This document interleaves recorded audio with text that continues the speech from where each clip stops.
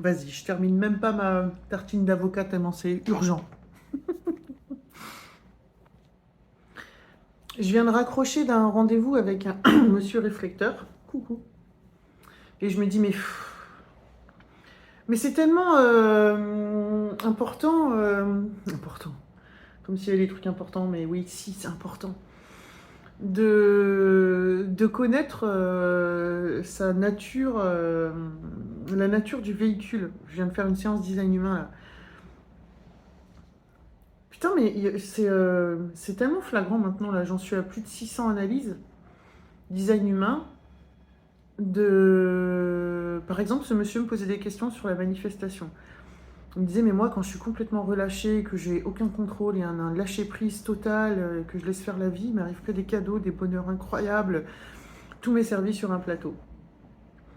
Mais c'est complètement raccord avec tout son câblage. C'est complètement raccord avec comment il est constitué. C'est-à-dire quand tu prends l'étiquette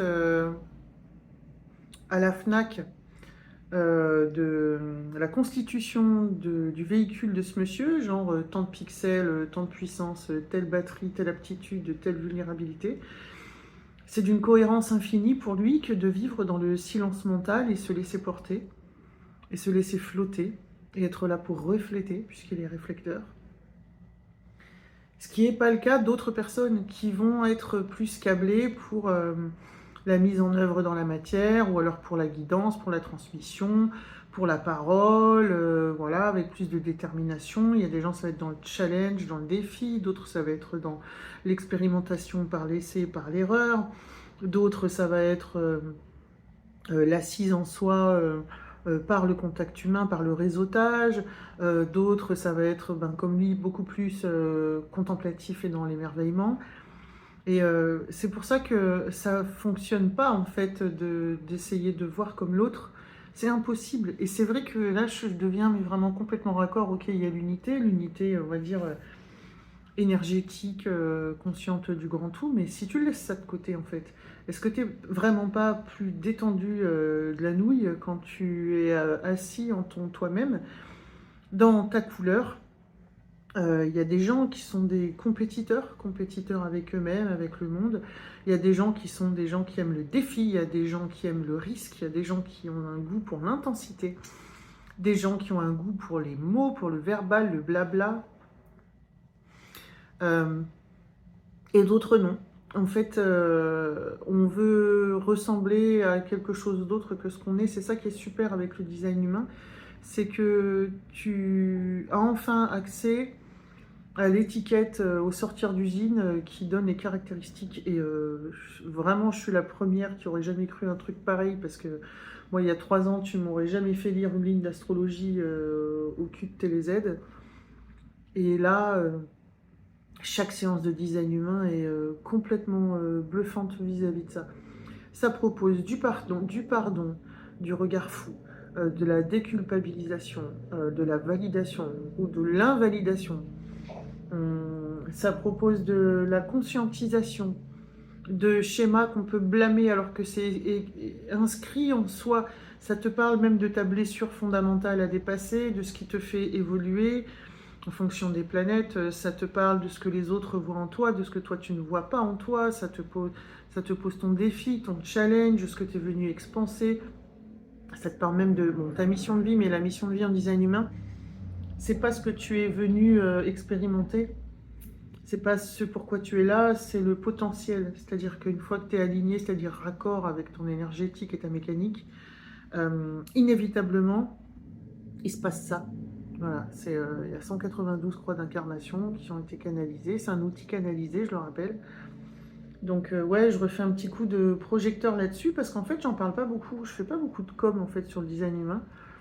Et vraiment, c'est bluffant. C'est un truc que tu fais une seule fois dans ta vie. Là, comme je le propose, ça a son coût, certes. En plus, j'ai éclaté mes prix. Mais pourquoi? Parce qu'il y avait 4, 5, 6 mois d'attente et que ça fait aucun sens et que moi, je m'épuisais à délivrer des séances d'1h30, 2 heures. En fait, ce que j'ai fait entre-temps, j'ai fait 80 vidéos que j'ai illustrées avec des petits gifs, avec des titrages, tout ça avec mes petits doigts, c'est énorme.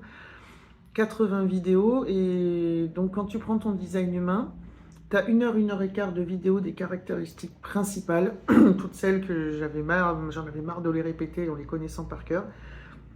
Donc déjà, tu en as pour 1 heure et quart d'expérimentation. Et quand tu viens au rendez-vous, pendant une bonne heure, en fait, on va plus loin.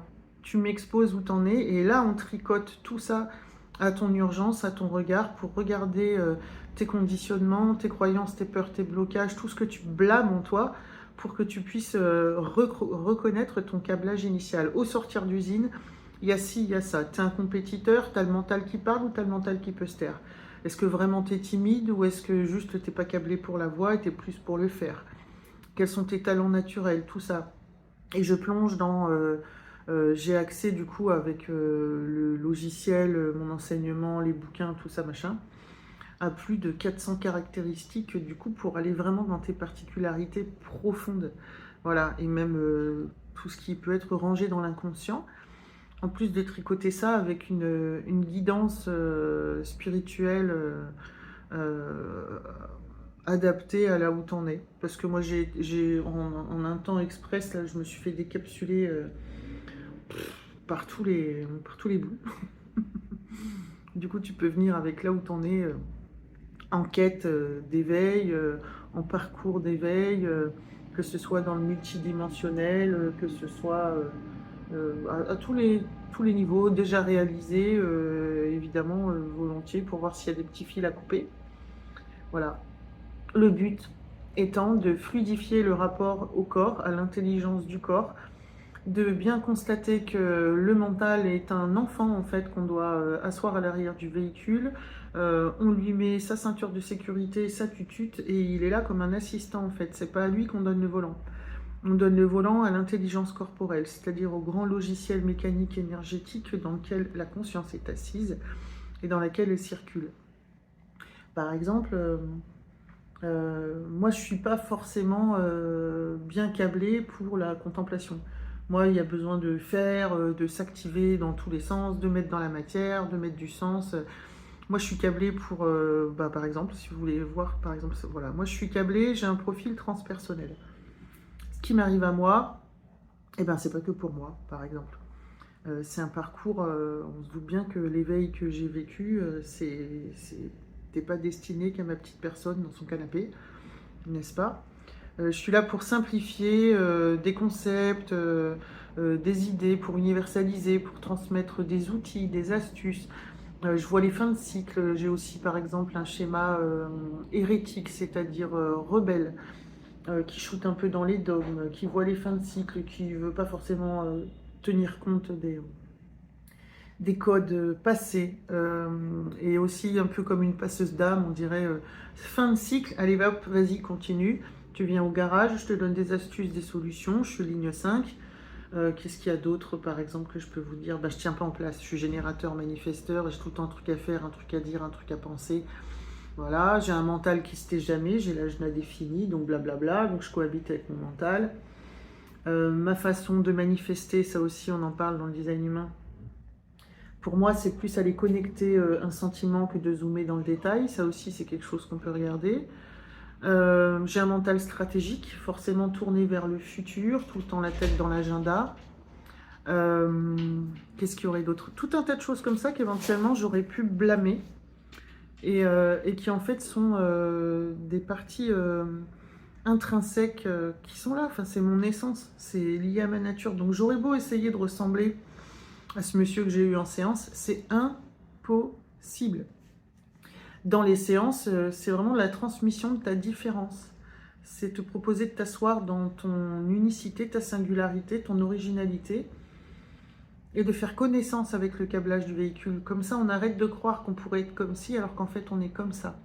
Ou alors, on peut se dire, ah oui, je suis vraiment comme ça. Donc, du coup, c'est une grande validation de la couleur du voyage.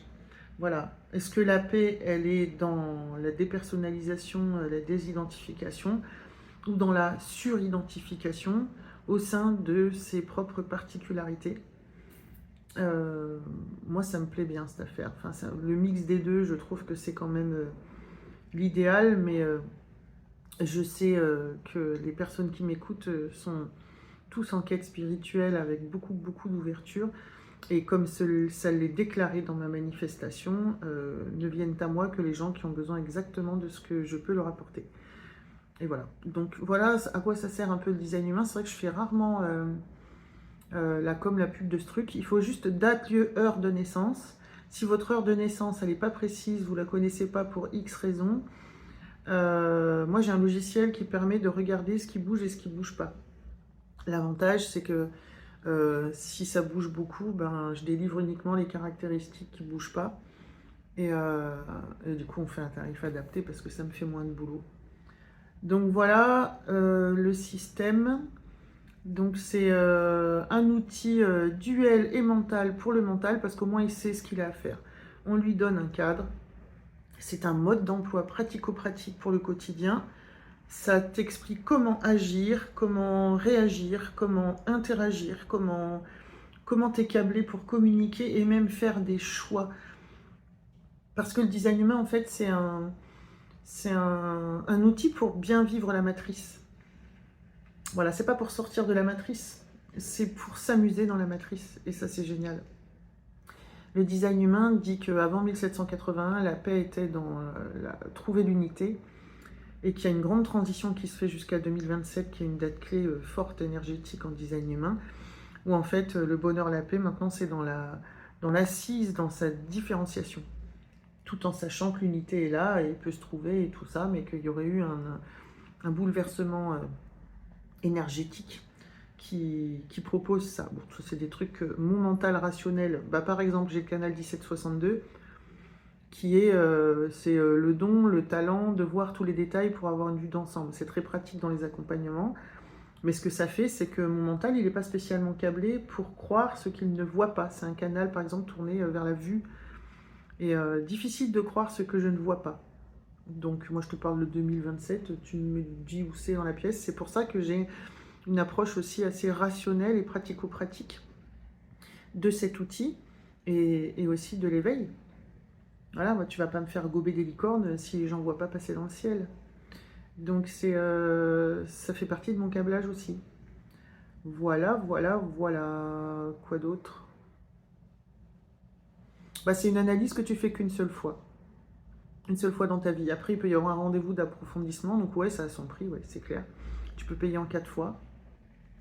Mais moi, je le tricote donc à l'éveil spirituel. J'en fais pas du tout un outil de développement personnel où on pourrait dire que ça c'est correct, ça c'est pas correct. Il y a beaucoup de gens qui s'en servent comme ça. Et moi, je le tricote complètement au parcours d'éveil. Et c'est valable pour toute ta vie. Après, tu as un PDF mémo.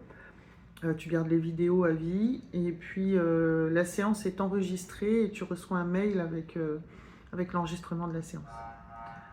Voilà, il n'y a pas d'addiction, c'est qu'une fois. Allez, voilà.